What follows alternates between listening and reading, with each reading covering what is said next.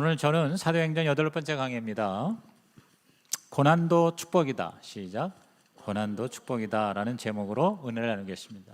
여기서 말하는 이 고난은 내가 잘못해서 당하는 고난이나 또는 자연재해, 재난, 예를 들어서 코로나 이런 것 때문에 우리가 고생한다는 그런 고난의 차원 이상입니다.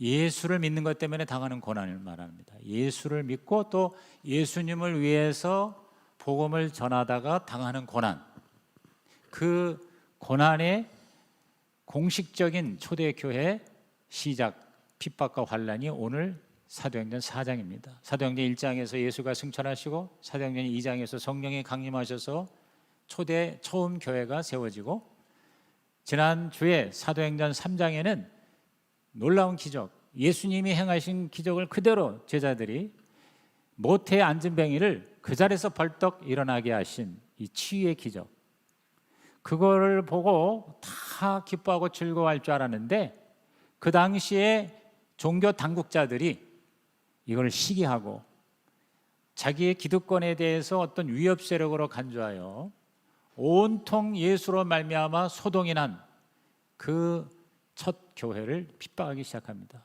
그 핍박의 시작이 오늘 사도행전 4장이에요. 4장 전체인데 너무 길어서 일부만 읽었습니다. 여러분, 이 세상에서 가장 행복하고 가장 축복받은 사람이 누굽니까? 바로 저와 여러분입니다. 저와 여러분입니다. 예수 믿는 사람입니다. 왜 그렇습니까? 인간의 가장 큰 문제인 죄 문제 해결받았어요.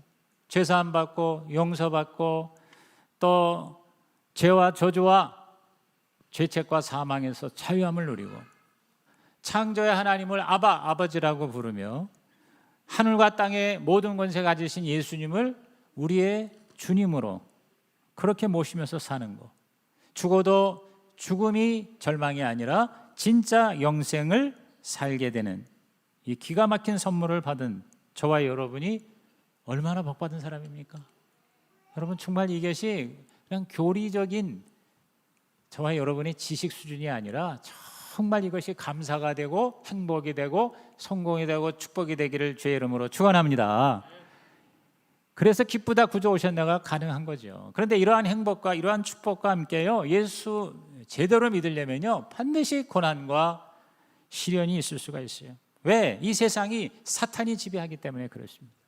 그리고 믿지 않은 자들이 우리를 이해하지 못하기 때문인 것이죠. 초대교회가 이것을 정말 실감나게 경험을 하기 시작하는 거예요. 요새 우리 새벽기도 정말 많은 분들이 새벽부터 줌이지만 모여서 열심히 기도하고 있어요. 기도의 총량이 점점 늘어나고 있습니다. 지난주에 우리가 디모데후서를 아침에 묵상을 했습니다.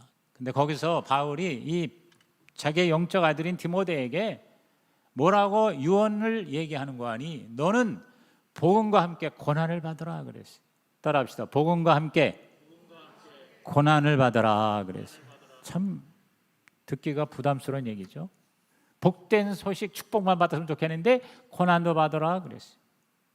그게 우리 그리스도인의 진정한 삶이에요. 초대교회의 박해자들, 그들이 어떤 자였는가? 앉은 병에 고치고 예수 그리스도의 이름을 전파하니까 그 당시 엘리트들, 종교 당국자들이 사도들을 잡아다가 옥에 가뒀습니다. 자, 1절 보세요. 사도들이 백성에게 말할 때에 제사장들과 성전 맡은 자와 사두개인들이 이르러, 2절입니다. 2절이 바로 핍박의 원인이었어요. 예수 안에 죽은 자의 부활이 있다고 백성을 가르치고 전함을 싫어했다고 했어요. 단지 예수님이 부활하셨다 하는 말을 싫어하여 그렇게 말하는 베드로와 요한 사도를 잡아다가 3절에 잡음에 그 다음에 이튿날까지 가두었다. 그 다음날 이제 죽이려고 한 거죠. 그러는 중에도 4절에 말씀을 들은 사람 중에 믿는 자가 많으니 남자의 수가 5천이나 되었더라 그랬어요. 이야, 이게 진짜 기가 막힌 하나님의 역사 아닙니까? 120문도가 모여서 기도했더니 성령이 임하자 베드로가 성령 받고 설교 한 편에 3,000명이 예수를 믿고 세례를 받은 게 엊그제인데 다시 5,000명이, 남자만 5,000명이니까 아이들과 여자까지 합하면 10,000명이 더 넘는 거예요. 그러면 숫자로만 그대로 얘기했는데도 8,120명이에요. 여러분, 예루살렘 교회 2000년 전의 교회가요 어마어마한 슈퍼처치, 메가처치, 초대형 교회였다는 것을 여기서 보게 됩니다. 그런 상황에서 그 당시에 지도자들이 어떤 위협을 느꼈겠죠. 아니 뭐 그 당시에 예루살렘 시민이 얼마 있겠어요. 뭐 자세히 모르지만 뭐 몇만 채 안 됐을 거예요. 근데 그 중에 뭐 거의 몇 분의 1이 들썩들썩하니까 위협을 느꼈을 것이죠. 그렇죠? 그러니까 그냥 잡아다가 옥에다가 가둔 거예요. 이렇게 잡아다가 가둔 자가 누구냐면 그 당시에 산헤드린이라고, 산헤드린이 뭐냐, 바로 유대교 종교회의입니다. 오늘날로 말하면 국회와 대법원을 합해서 재판하고 법을 집행할 수 있는 권한까지 로마 제국으로부터 위임받은 그런 종교 엘리트 집단입니다. 자, 5절 6절 보십시오. 이튿날 관리들, 장로들, 서기관들이 예루살렘에 모였는데 대제사장도 온 문중이 다 참여했다 그랬어요. 그러니까 굉장한 어떤 위기의식을 느낀 것 같아요. 그래가지고 이제 박해하고 핍박하기 시작합니다. 사실 이 사도행전 오늘 4장부터요 계속 초대 그리스도인들의 환난과 핍박과 고난이. 근데 오늘 제가 말씀드리는 포인트가 뭐냐면 이 고난이 바로 특권이고 축복이라는 것이에요. 아무나 받는 게 아닙니다. 진짜 예수를 제대로 믿는 사람이 받을 수 있는 고난이기에 특권이고 축복이라는 것입니다. 근데 그들을 핍박한 자가 누구냐? 세 종류 사람이 있어요. 첫째가 합리주의자. 이들은 사두개인입니다. 사두개인. 1절에 사도들이 백성에게 말할 때 복음을 전하니까 제사장, 정례모든 사두개인들이 이르러 그랬어요. 사두개인들은요 오늘날로 말하면 합리주의자, 이성주의자. 그래서 초자연주의, 뭐 기적, 이적 뭐 이런 거 안 믿어. 그걸 거부해요. 그러니까 부활을 전하니까 사두개인들이 열받은 거예요. 그런 얼토당토하는 말을 함부로 하느냐? 우리는 부활을 믿지 않는다. 천국과 지옥도 안 믿는다. 천사와 악령도 믿지 않는다. 이러한 자가 바로 사두개인이었었어요. 자유주의자고 이성주의자. 오늘날도 이러한 합리주의자들 우리에게 어려움을 줄 수 있습니다. 이성과 과학이 최고인 줄 알고 공부 많이 한 지식인들일수록 영적 세계에 대해서 무지하고 그리고 뭐예요? 공격적이죠. 그렇죠? 우리는 그러한 사람들을 예상하고 거기에 대처할 줄 알아야 됩니다. 근데 사실은 안타까운 건 세상에서 교회 밖에서 뭐 그러는 거야 뭐 워낙 모르니까 그렇다고 치고 교회 안에서조차 이런 합리주의자들의 공격이 있을 수 있어요.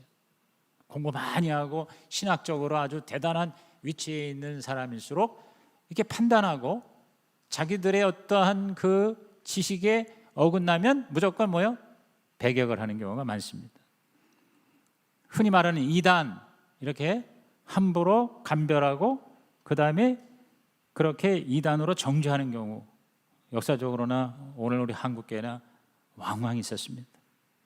그리고 성령의 역사에 대해서 굉장히 거부하는 그러한 교리 가지고 있는 사람들 많았어요. 우리 옛날에 순복음교회가 이단 시비에도 걸렸어요. 근데 그 이유가 딴 게 아니에요. 성령의 역사 때문에 뭐 방언을 하고 병을 고치고 귀신이 쫓겨나고 뭐 이런 은사가 나타나는 것에 대해서 굉장히 공격을 많이 받았습니다. 이단이라고까지 사실은 공격을 받았지 않습니까? 뭐 지금은 많이 달라졌죠. 지금은요 오히려 장로교가 더 방언하고 더 뜨겁게 성령의 역사에 동참을 하고 있는 것을 보게 됩니다. 사실 제가 꽤 오래전이에요. 필리핀에 제가 선교 컨퍼런스 때문에 갔는데 비행기 타고 가는데 옆에 있던 어떤 아주 그 진짜 장로교 굉장히 그 공부 많이 한 목사님하고 같이 갔었어요. 근데 이제 그분하고 이렇게 대화를 하는데 뭐 저도 박사학위를 받은 직후에 했었어요. 그러니까 뭐 신학적으로 얼마인지 논쟁할 수가 있는데 제가 이제 이렇게 얘기를 하다가 하나님의 음성을 듣는 얘기를 했어요.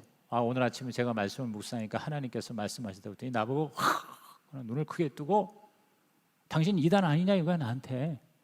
하나님의 음성을 어떻게 들어요? 그러는 거예요.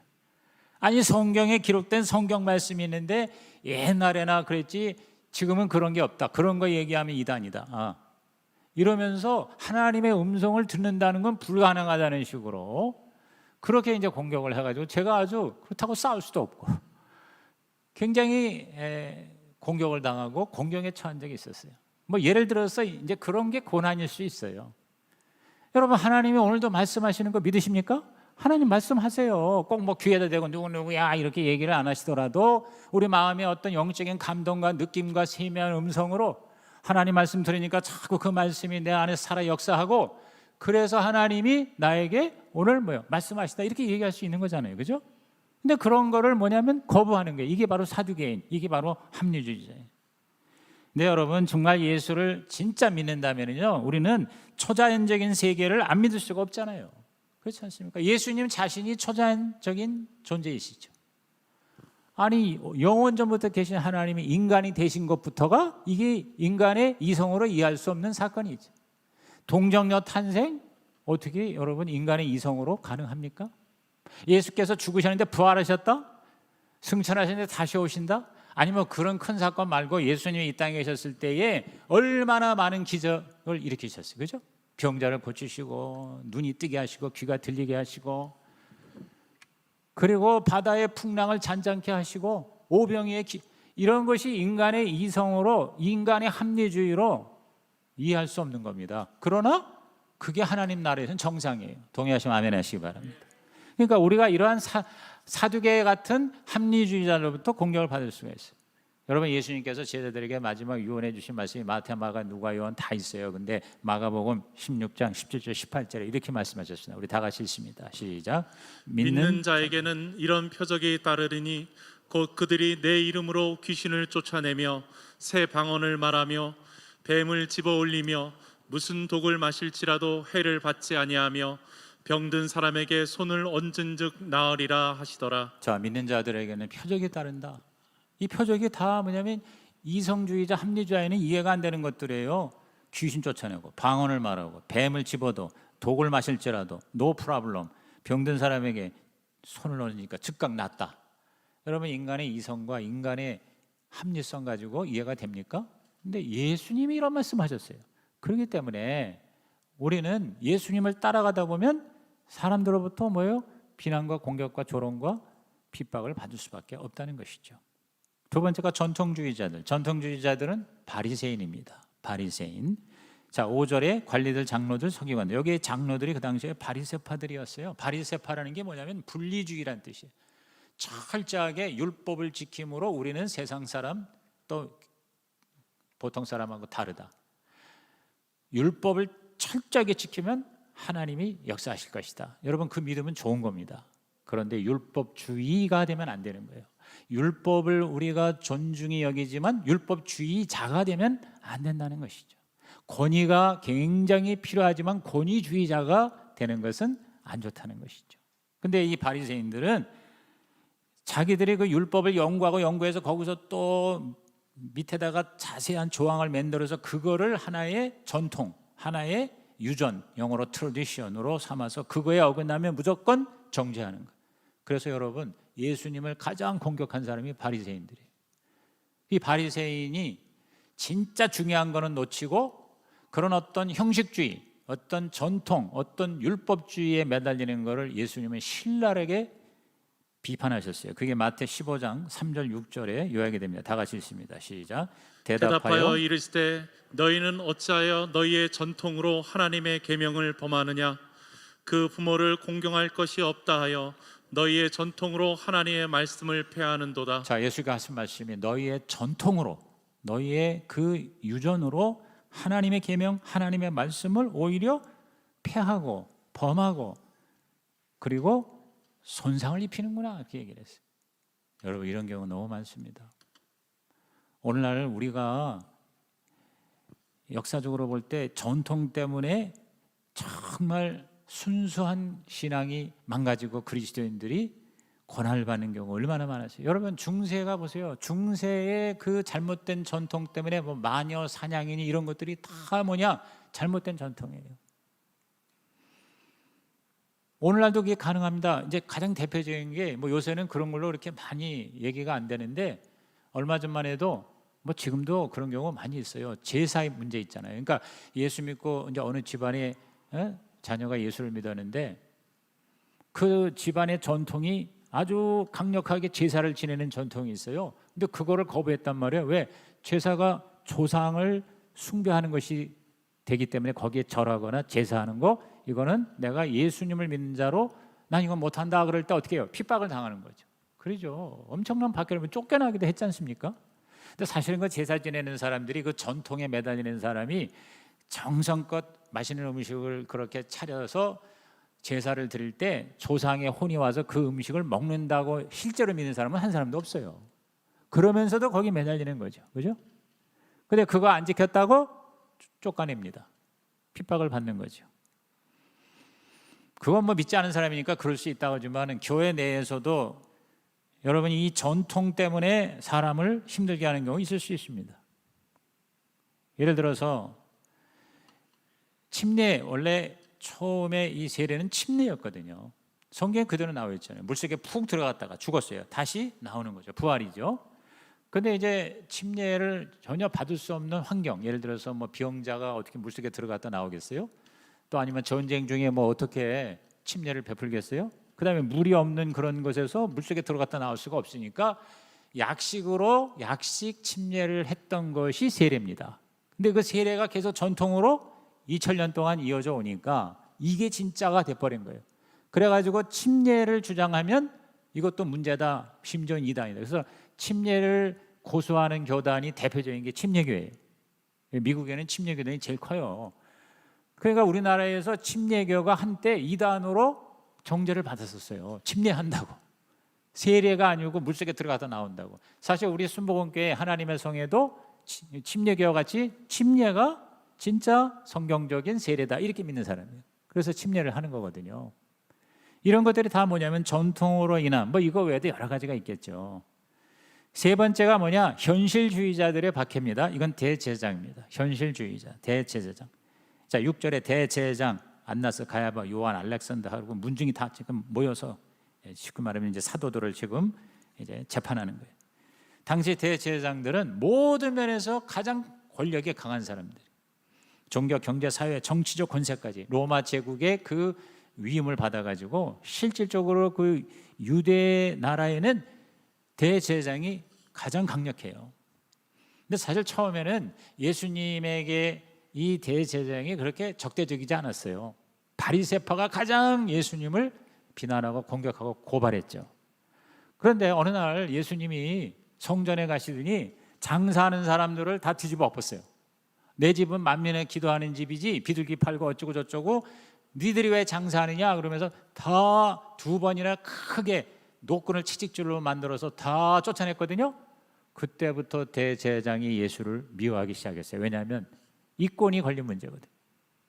돈이 많이 들어와야 되는데 그걸 성전에서 못하게 하니까 예수님을 적으로 간주하고 그래서 결국은 예수 그리스도가 대제사장으로 말미암아 재판을 받고 십자가에 처형이 된 것입니다. 근데 이제 똑같이 제자들에게도 동일한 박해를 하기 시작하는 것입니다.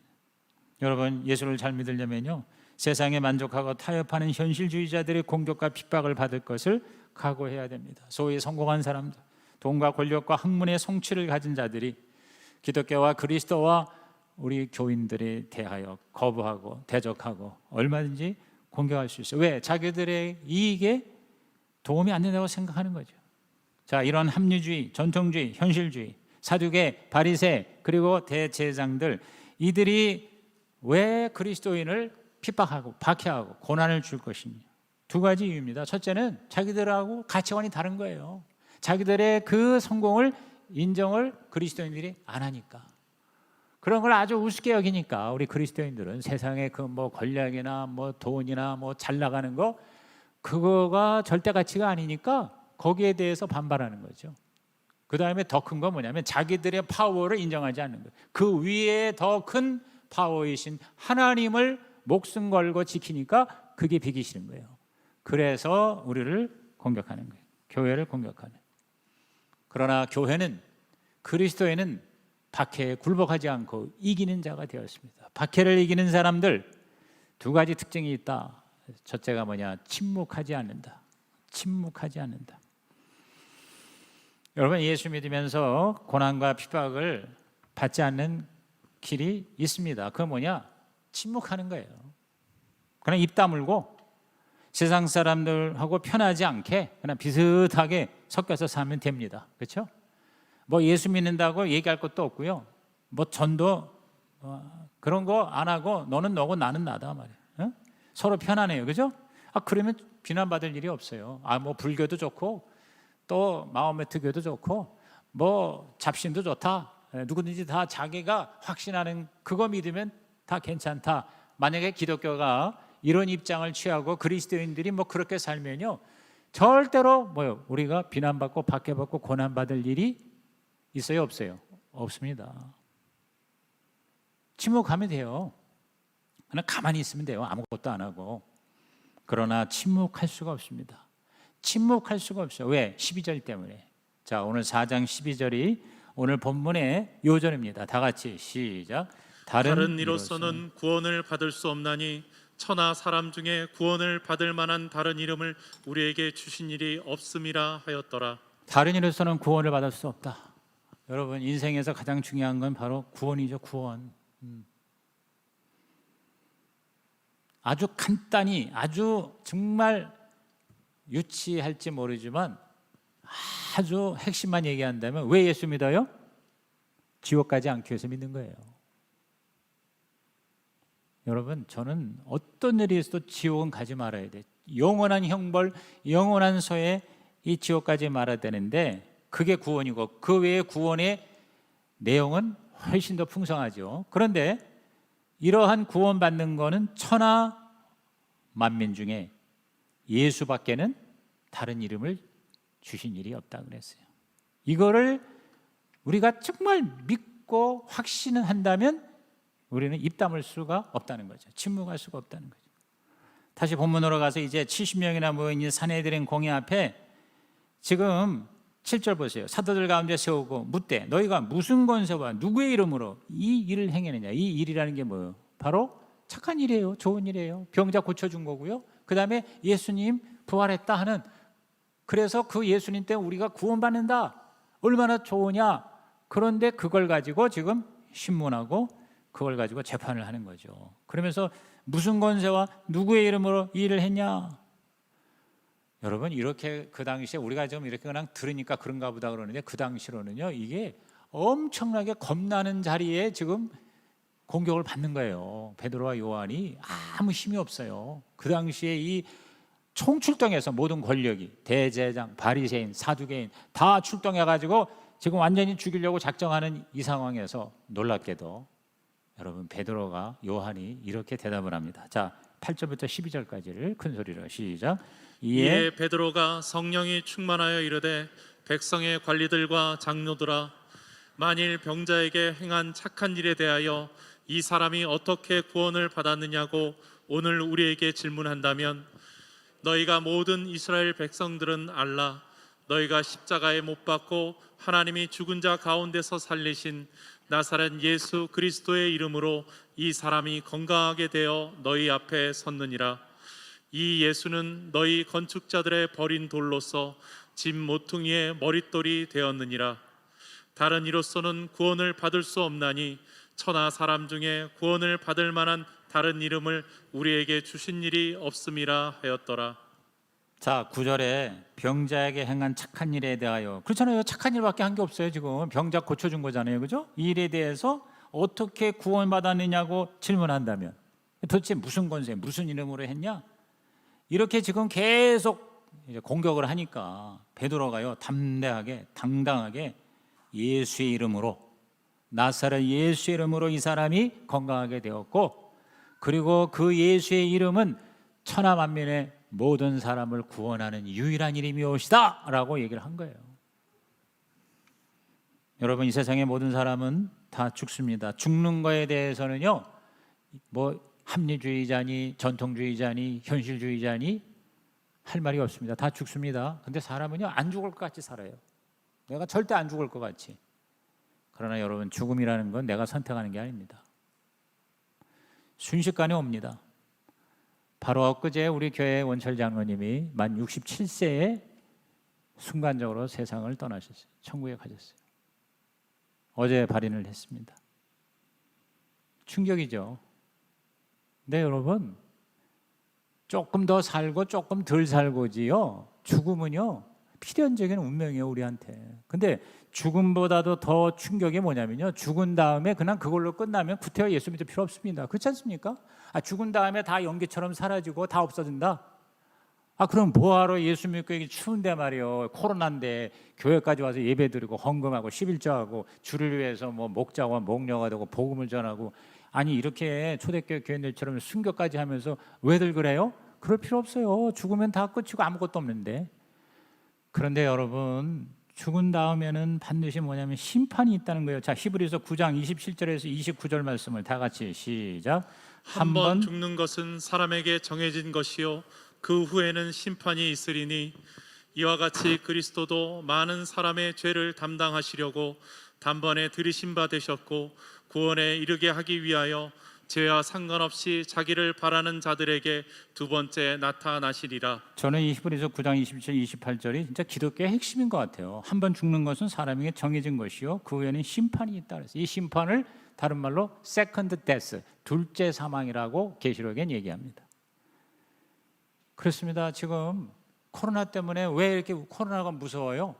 죽는 게 무서운 거 아니에요? 죽는 게, 그죠?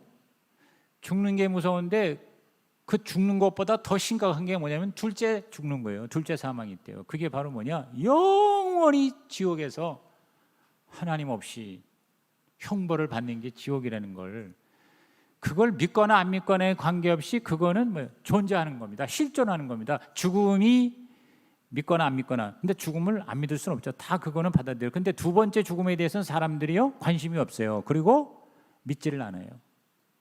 그런데 우리의 믿고 안 믿고 관계없어요. 하나님 계시고요, 하나님의 말씀은 그대로 진행이 됩니다. 그러니까 우리가 얼마나 절망해요. 그런데 28절이 복음이 아닙니까? 28절은 뭐랬어요? 그런데 우리 많은 사람의 죄를 예수가 담당하셔서 우리를 구원에 이르게 하셨다. 그 그리스도를 바라보는 자마다 심판을 면제받으리. 할렐루야. 그게 구원이에요. 이거를 알고 이거를 내가 확신이 있는데 입을 다물 수가 없다 이 말이에요. 이거를 얘기 안 할 수가 없다 말이에요. 언제 죽을지 모르는데 죽으면 더 이상 기회가 없는데, 여러분 이 땅에 있는 동안만이라도 기회가 있지 일단 죽으면 기회가 없어요. 주님께 깨달아야 소용없어요. 여러분 예수께서 말씀하신 거지 나사로와 부자의 이야기를 아시죠? 부자가 나중에 깨달아서 지옥 가가지고 너무 뜨거우니까 여기 혓바닥에다가 아브라함 보내가지고 여기다가 물 한 점 찍어달라고 그러는데 못 간다고 그랬어요. 그러면 나는 이제 못하니, 나는 불가능해졌으니 내 자손들이라도 여기 오지 말게 좀 얘기 좀 해달라고. 그게 바로 나사로와 부자 이야기 아닙니까?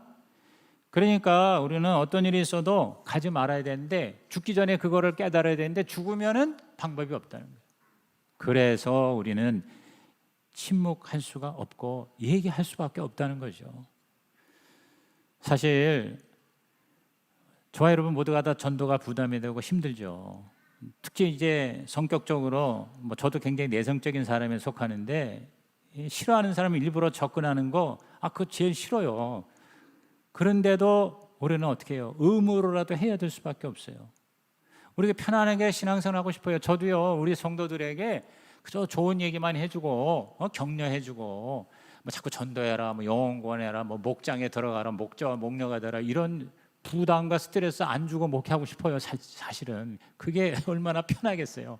제가 저 여의도에서 한시 예배 조 목사님 설교 위임 받았을 때 그때 그냥 막 위로와 격려와 꿈과 비전과 그다음에 이런 그 가정이 잘 되고 애들을 어떻게 잘 키우고 이런 설교로 제가 사실 인기 폭발이었던 거예요.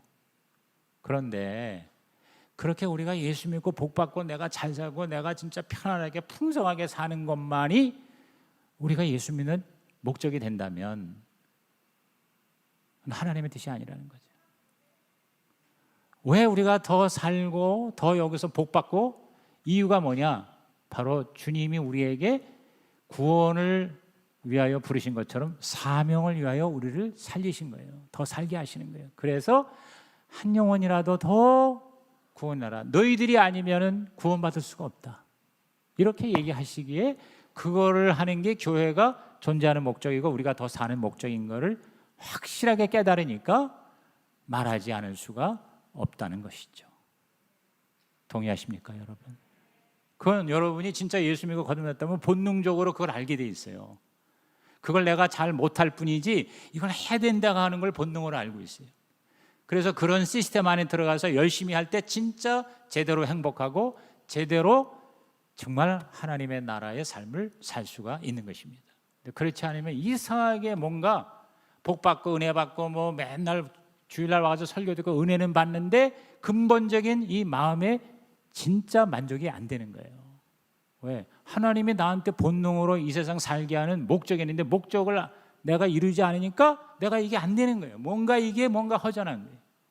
그러니까 예수를 믿어도 정말 행복한 사람들. 자, 초대교회 교인들 보십시오. 예수 믿고 나서 형편이 좋아진 게 아니라 더 안 좋아졌거든요.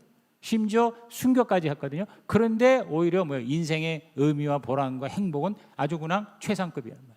아주 극도로 예수 때문에 기뻐하는 삶을 살게 되었다. 그 모습을 한번 따라가 보자고 하는 게 가정교회입니다. 그게 바로 신약교회입니다. 그러니까 여러분 목장에 그거 짐 오픈하고 거기 참석하고 거기서 좀 이렇게 매주마다 모이는 거를 이걸 내가 힘들고 이걸 내가 귀찮고 내가 이거 아주 그냥 골치 아프다 그러면은요 다시 한번 생각해 봐야 돼요. 우리가 이 초대교회의 이런 핍박과 환난을 받고 싶어도 못 받습니다. 지금 우리는요 그런 시대가 아니고요. 이 대한민국에서 예수 믿는다고 감옥에 갇힐 일 전혀 없습니다. 몰라요. 북한이 쳐들어와가지고 우리나라 점령해서 김일성, 김정은이 찬양하는 삶을 살고 그러지 않으면 예수 믿으면 다 죽인다. 지금 북한이 그렇잖아요. 그러는 거는 제가 볼 때 북한은요 초대교회하고 맞먹어요. 거기 지하교회 성도들은 지금 사도행전에 있는 그 핍박과 환난을 실제적으로 당하고 있습니다. 2000년이라는 시간을 넘어서. 그러나 우리는 전혀 그렇지 않습니다. 그러니까 저와 여러분이 신앙생활하면서 주님 위해서 산다고 하는 것이 좀 불편하고 힘들고 괴롭다 하는 거는요 사실 비교가 안 된다고 생각합니다. 우리가 조용히 자신을 한번 돌아볼 필요가 있어요. 근데 나는 하고 싶은데 내가 입이 둔하고 용기가 없고 뭘 하다 보면 계속 이렇게 더듬거려서 못하겠다. 걱정하지 말라는 겁니다. 자, 두 번째, 성령이 함께 하신다는 거예요. 성령이 함께 하신다는 거예요. 무슨 말을 해야 할지 걱정할 필요가 없다는 거예요. 왜? 베드로가 무식한 사람이에요. 그런데 성령이 함께 하시니까 얼마나 유창하게 얘기하는지 13절 보십시오. 그들이 베드로와 요한이 담대하게 말함을 보고 그를 본래 학문 없는 범인으로 알았다가 이상히 여겼다 그랬어요. 아니 저 무식한 어부 출신이 왜 저렇게 말을 잘해? 그러니까 이 제사장이나 그 당시의 최고 엘리트들이 어떻게 감당을 못해. 14절에 또 병 나은 사람이 증거가 있으니까 비난할 말이 없어요. 그래가지고 설득도 안 되고 논리적으로도 그리고 그 용기와 그 대담함에 주눅이 들어가지고 자기들끼리 야 잠깐 나가 있어. 그리고 자기들끼리 막 이제 회의를 했어. 그래가지고 결론이 뭐냐? 자 17절 18절입니다. 이것이 민간에 더 퍼지지 못하게 그들을 위협하여 이후에는 이 이름으로 아무에게도 말하지 말게 하자 하고 18절에 다시 불러다가 야 다시는 예수의 이름으로 말하지도 말고 가르치지도 말라 그랬어요. 아주 그냥 굉장히 무섭게 협박을 했겠죠. 만약에 또 예수의 이름을 전하면 부활을 전하면 즉결 십자가에다가 처형하리라. 니들 스승처럼. 근데 그 말을 듣고요 베드로가 주눅이 들어야 되는데 더 당당하게 19절 20절 보십시오. 다 같이 읽습니다. 19절 20절 시작. 베드로와 요한이 대답하여 이르되 하나님 앞에서 너희의 말을 듣는 것이 하나님의 말씀을 듣는 것보다 옳은가 판단하라. 우리는 보고 들은 것을 말하지 아니할 수 없다 하니. 이게 대단한 거죠. 박해를 받은 자의 승리입니다. 너희들 말 듣는 것보다 하나님 말씀 듣는 게 더 옳은 것이다. 우리는 말하지 않을 수가 없다. 체험했으니 보았으니. 그래서 21절 관리들이 백성들 때문에 그들을 어떻게 처벌할지 방법을 알지 못하고 화가 나니까 다 그냥 그대로 죽이고 싶지만 이제 이미 생각을 해보세요. 이 안전뱅이 사건으로 어마무시한 사람들이 다 지금 예수를 쳐다보고 있어요. 지금 8,120명이 지금 크리스찬이 됐어요. 그러니까 이 세력을 놔두고 괜히 함부로 그냥 대책 없이 이 사람들을 처형했다 그러면 밀란이 일어날 것을 두려워한 거죠. 그러니까 하나님의 사람은 하나님을 두려워하고요, 사람의 사람은 사람을 두려워하는 거예요. 그러니까 이들이 백성들을 두려워하고는 그냥 협박만 하고 놓아주었으니 이는 모든 사람이 그 된 일을 보고 하나님께 영광을 돌립니다. 그러니까 고난이 축복이 된 거죠. 고난이 특권이 된 거죠. 사실 이 논쟁은요 2절에 예수님의 부활 때문에 시작된 거예요. 부활 얘기하니까 그거 가지고 지금 쉽게 말하면 태클을 걸고 논쟁이 시작되고 재판이 시작되고 이런 상황이 됐어요. 그런데 예수의 부활을 부인할 증거도 없어요. 아니 간단해요. 여러분 그 제사장들이나 그 바리새인들이 사두개인들이 예수의 시체를 갖다가 찾아다가 앞에다 놓으면 제자들도 꼼짝 못해요. 근데 예수의 제자가 찾을 수가 없잖아요. 예수는 부활하셨으니까. 무덤은 비었지, 시체는 없지. 그리고 부활의 능력으로 기적은 일어나지. 그러니까 어떻게 꼼짝할 수가 없어요. 말로도 설득이 안 돼, 증거도 없어. 그러니까 그리고 지금 멀쩡히 난 사람은 저기 지금 막 뛰어다녀. 그러니까 이 당국자들이 꼼짝없이 도로 풀어주고 하나님께 영광이 되었다 그랬어요. 여러분 그 부활하신 예수가 지금도 살아 계십니다. 저와 여러분과 함께 하실 줄로 믿습니다. 그래서 성령이 4장 8절에 베드로가 더 충만했다 그랬어요. 아주 담대하게 외칩니다. 이거는요 예수님이 이미 예언하신 거예요. 마가복음 13장 11절에 사람들이 너희를 끌어다가 넘겨줄 때 무슨 말을 할까 미리 염려하지 말고 무엇이든지 그때 너희에게 주시는 그 말을 하라. 말하는 이는 너희가 아니요 성령이시라 그랬어요. 저와 여러분이요 하나님의 나라를 위해서 사는 게 내가 하는 게 아니라 성령님이 하신다는 거예요. 그냥 나는 입 다물고 가만히 숨어 있지 말고 그냥 담대하게 베드로처럼 나가서 입을 열기 시작하면 그때부터 성령이 저와 여러분을 대신하여 말씀하시고 일하신 줄로 믿습니다. 따라합시다. 내가 시작하면 성령이 끝내신다. 다시 내가 시작하면 성령이 끝내신다. 여러분 기도도 아까 우리 기도의 삶 공부하신 분이 처음엔 다들 기도가 힘들었어요. 근데 기도의 삶을 10주 동안 훈련하면서 일단 하라는 거예요. 그래서 제가 지난 3기도 자 집에 자기 와룸 전쟁터 즉 골방을 하나씩 해서 15명이 다 사진 올라왔어요. 그럼 자기가 이렇게 방석 깔고 기도하는 자리를 다 하고 자 그다음에 시간 정하세요. 하루에 20분도 좋습니다. 매일 영적 전쟁을 하는 그 와룸에 기도 시간 정했어요. 그렇게 그냥 자기가 하면 그 다음부터 성령의 역사하시는 거예요. 그래서 5분도 못하던 기도가 1시간이 된다 이거예요. 내가 뭘 기도할지 모르는데 방언이 튀어나온다 이거예요. 할렐루야. 내가 하면 성령께서 마무리하시는 거 믿으시기를 주님의 이름으로 축원합니다. 그러니까 우리는 침묵할 수가 없다. 말을 더듬어도 괜찮고 내가 벌벌 떨어도 괜찮고 내가 못 배워도 괜찮으니 그냥 말씀대로 하라니까 그냥 해보자 하고 하면 성령께서 저와 여러분을 들어주실 줄로 믿습니다. 자꾸 못한다고 그러지 마세요. 목자 목녀 못한다고 그러지 마세요. 하면 된다. 이 코로나 때문에 못 모입니다. 그러지 마세요. 여러분 하는 사람 다 하더라고. 자 이제 다음 주부터 6명 이상 못 모인다. 그러면 6명까지 모이면 되는 거예요. 지난번에 4명도 못 모이고 2명도 못 모이고 그러면 1명 데리고 하는 거예요. 그러면서 또 줌으로 연결하고 그래서 일단 이렇게 하려고 할 때 성령이 역사하신다. 여러분 지금 이 연말에 다시 한번 우리 주님의 교회라면 주님이 교회가 주님이 원하시는 교회가 되도록 우리가 하겠습니다. 성령님 도와주세요. 여러분 하라는 대로 하셔서 여러분의 삶에 최고의 기적이 일어나기를 주님의 이름으로 축원합니다. 여러분 레마 카드 꺼내시고요. 오늘 나에게 내 마음에 뭔가 이렇게 스파크가 일어나는 레마가 뭔가 적으시고 323장 우리 오랜만에 한번 심차게 정말 사명감의 그런 마음으로 한번 부르시면서 여러분 레마 카드 쓰시고 헌금과 함께 넣어주시기 바랍니다. 323장 부름받아 나서